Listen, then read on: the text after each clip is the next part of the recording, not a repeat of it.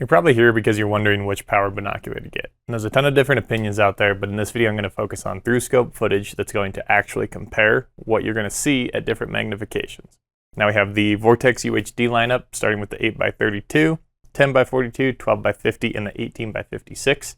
Only a couple examples will use the 18s because they are kind of in a separate class. One thing to mention is in this video, you only need to be worried about the first number. So 8x32 is going to be an 8 power. The second number is just the objective lens diameter, and that's not going to be relevant for this comparison.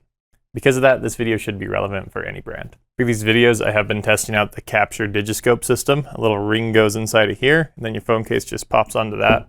I've been really happy with it so far. If you are interested in getting a new Digiscope setup, the Capture's probably what I would recommend. We do have them for sale at gearful.com, so go check that out. As well as all these binoculars here. So if you need some new optics, head over to our website. With that being said, let's jump into some through-scope footage and compare what you're actually going to be looking at these different powers.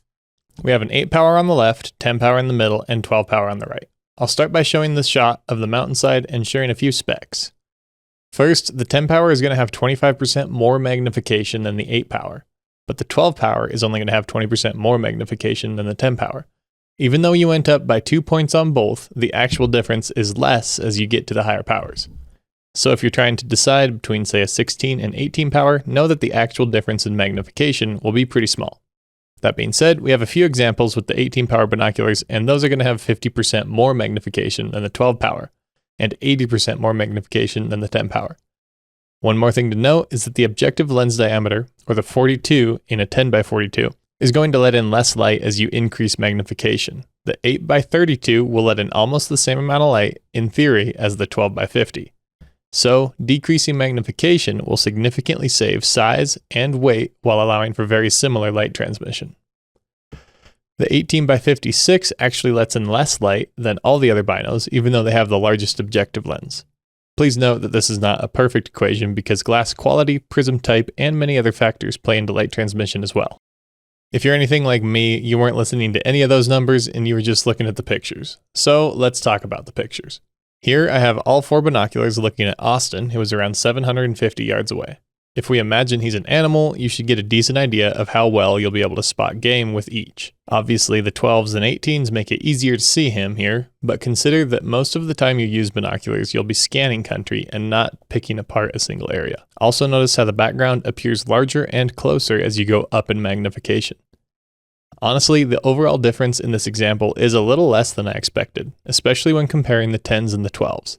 The 18s are in a totally different class, so I'm going to exclude them from the next couple examples, so we can focus on the 8 power, 10 power, and 12 power. On this example, I want you to look at the tree right here. Imagine you've spotted a deer and he's bedded under this tree, and you're trying to keep an eye on him. Obviously, the 12s will give you a closer image, but the 10s would work just fine in this scenario as well. I think the 8s would have a slight disadvantage, however, at this distance, the 8s allow you to see more country and potentially spot movement from a wider field of view. For reference, this tree is about 1,300 yards away. Here's an example where the tree line is about 500 yards away. Pretty similar results to the last test.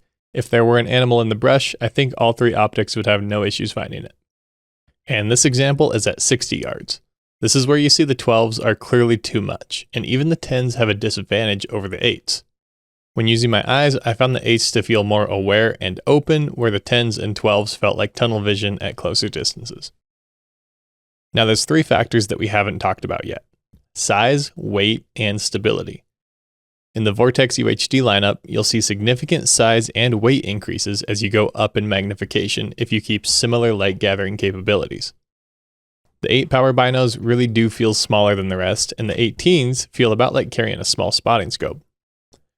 That all plays into this next test, which is stability. This is just a quick example of how well I could handhold each of these binos. Now, I will say when using my eye, I found them to look more stable than the camera makes them look, but the big takeaway here is that the 8s are much easier to look through handheld than the 10s and the 12s. 10s and 12s are pretty similar and still doable.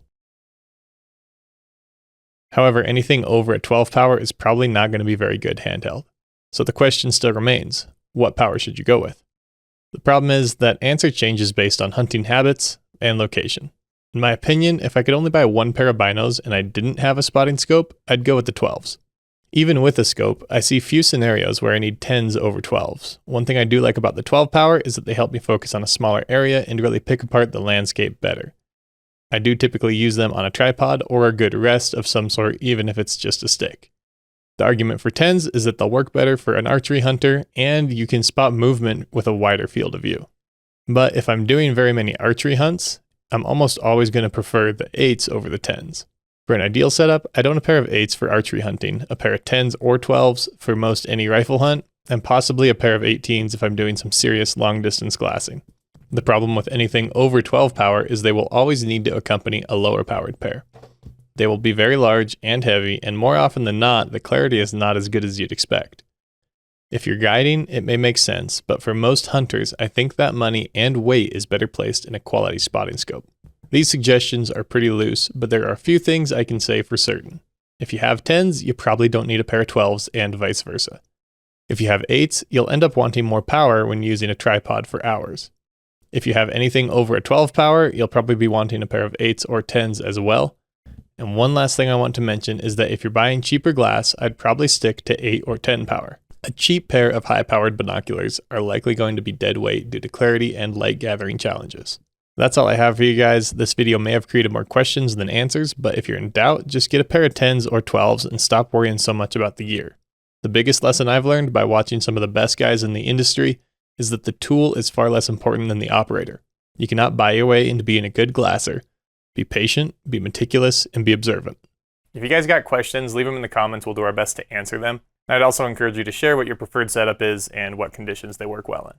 We do have other videos comparing optical quality and a few other things. You can click on those videos in the end screen or check out our channel. If you're in the market for a new pair of binoculars or a new digiscope setup, I'd encourage you to go over to gearful.com, purchase from us, help support videos like these. As always, hit the like button, subscribe to the channel, and thanks for watching.